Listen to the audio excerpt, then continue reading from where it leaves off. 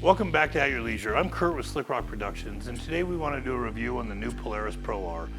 So we picked this car up a while ago. This is the launch edition. To be honest with you, I really don't like the color scheme on it, but for some reason it's kind of grown on me a little bit over the last couple of months. But this car is truly amazing. This is a different platform than Polaris has delivered in the past. This has a 4-cylinder 2.0 naturally aspirated motor in it. They're 225 horse. So the aftermarket world is really going to pick up on this with turbos and prochargers, superchargers. We're expecting to see some big horsepower numbers out of these cars, but out of the box, they're really impressive. The clutches in them are quite a bit bigger than the previous models, and they have built-in fans on the clutches.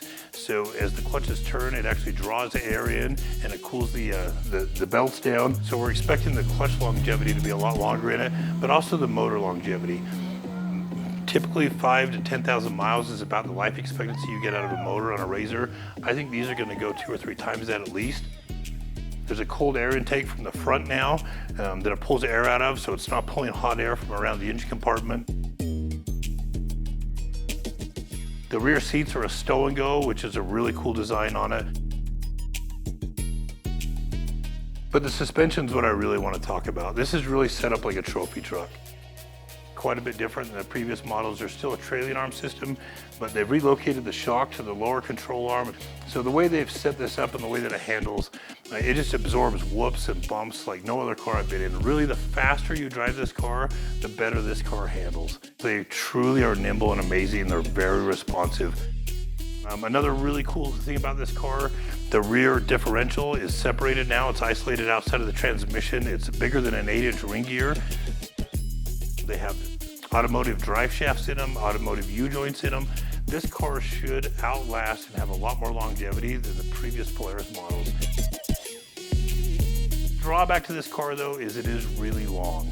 So you need a CDL to drive this car. It seems like if you're on a tight road, it's a little harder to maneuver, but it is really nimble for the length of the car, and the wheelbase makes it really stable. They are quite the price tag. They're quite a bit more money than they used to be, so that's a hard pill to swallow. But the question is are they worth it?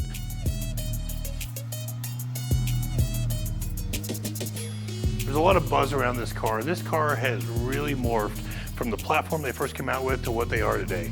These cars are really expensive, but there's a lot of ingenuity that's gone into them.